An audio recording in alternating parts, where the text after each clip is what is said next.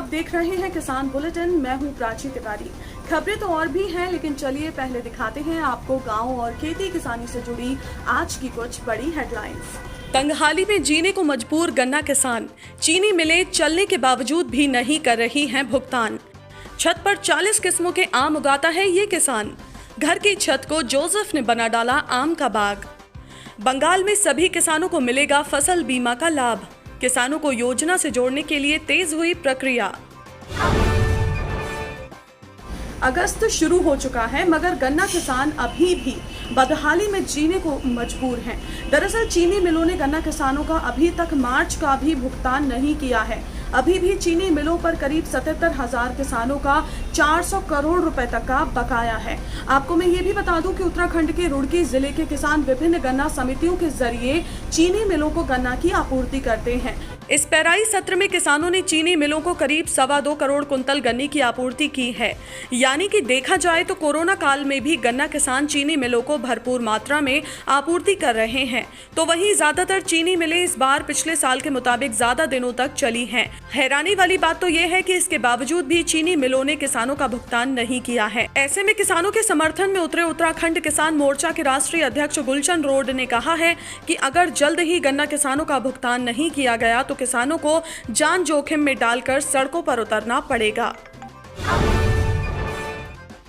केरल के एर्नाकुलम के रहने वाले 62 साल के जोसेफ फ्रांसिस पेशे से तो एसी टेक्नीशियन हैं, मगर उनके शौक और मेहनत ने उन्हें आज के वक्त में एक सफल किसान बना दिया है। दरअसल जोसेफ ने अपने घर की छत पर 40 किस्मों के आम उगाए हैं, यानी कि छत के ऊपर आम का पूरा बाग ही बना दिया है। इतना ही नहीं, उन्होंने ग्राफ्टिंग की मदद से एक नए किस्म के आम को भी तैयार किया है, जिसको उन्होंने अपनी पत्नी के नाम पर पर्शिया नाम दिया है। आपको बता दें कि जोसेफ ने इन आम के पेड़ों को पीवीसी ड्रम में उगाया है। साथ ही छत पर कटहल, पपीता, करेला, भिंडी, टमाटर, गुलाब जैसे कई और पौधे भी उगाए हैं। जोसेफ के इस बाग में लगे पेड़ उन्हें साल में 2 बार फल देते हैं, जिनमें वो मुनाफा भी कमाते हैं। इतना ही नहीं, हर सप्ताह के अंत में जोसेफ के छत पर बनाए इस बाग को देखने के लिए लोग उनके घर पर भी आते हैं। राजनीति मतभेदों को किनारा कर पश्चिम बंगाल की मुख्यमंत्री ममता बनर्जी ने प्रदेश के किसानों को फसल बीमा योजना के दायरे में आगे बढ़ाने का फैसला लिया है। जहां एक तरफ कृषि विभाग ने दावा किया है कि पिछली बार रबी फसल के मौसम में राज्य के 40 लाख किसानों को फसल बीमा योजना का लाभ मिला था, तो वहीं इस बार खरीफ के मौसम में राज्य के सभी 75 लाख किसानों को फसल बीमा के दायरे में लाने के लिए राज्य सरकार तेजी से काम कर रही है। एक जानकारी के अनुसार पिछली बार 40 लाख किसानों को फसल बीमा का लाभ देने के लिए सरकार ने करीब 700 करोड़ रुपए खर्च किए थे, तो वहीं इस बार 75 लाख किसानों को योजना का लाभ दिलाने के लिए 1000 करोड़ रुपए खर्च होने का अनुमान है। आपको बता दें कि योजना के तहत भरी जाने वाली प्रीमियम राशि का भुगतान राज्य सरकार द्वारा किया जाता है। कृषि विभाग के अनुसार राज्य के जो किसान किसी वजह से आवेदन नहीं कर सके हैं, उन्हें भी सरकार फसल बीमा का लाभ देगी।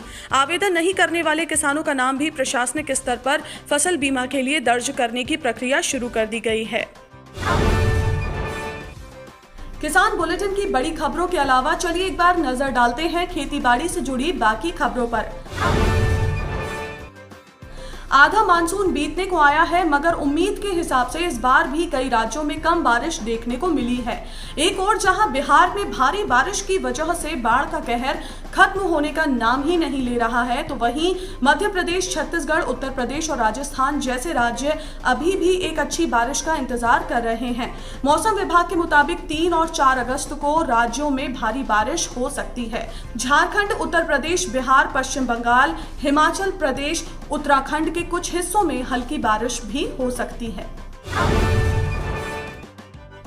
उत्तर प्रदेश के आगरा जिले के बिचकौली गांव में अपने खेत की रखवाली कर रहे 75 साल के किसान जयसी राम पर एक आवारा पशु ने जानलेवा हमला कर दिया। हमला इतना ज्यादा भयानक था कि पशु किसान को जमीन पर पटककर रौंदने लगा, लेकिन इतने में ही किसान की चीख पुकार सुनकर गांववासी आ गए और किसान की जान बचा ली। हालांकि अभी किसान का इलाज अस्पताल में चल रहा है, लेकिन इस हमले के बाद से ग्रामीणों में डर का माहौल बना हुआ है। तो आज के किसान बुलेटिन में फिलहाल इतना ही। आप स्वस्थ रहिए और अपना ध्यान जरूर रखिए। फिलहाल मुझे दीजिए इजाजत। नमस्कार। अगर आप चाहते हैं कि ग्रीन टीवी इसी तरह से किसानों को सशक्त करने के लिए कार्य करता रहे, तो आप भी इसमें अपना सहयोग दे सकते हैं। डिस्क्रिप्शन पर जाकर दिए गए लिंक पर क्लिक करें, पेटीएम करें, NEFT और क्रेडिट कार्ड के जरिए भी आप हमें सहयोग दे सकते हैं। अगर आप हमारा ये वीडियो YouTube पर देख रहे हैं तो हमारे चैनल को सब्सक्राइब करें और अगर FB पर देख रहे हैं तो इसे लाइक करें और शेयर करें।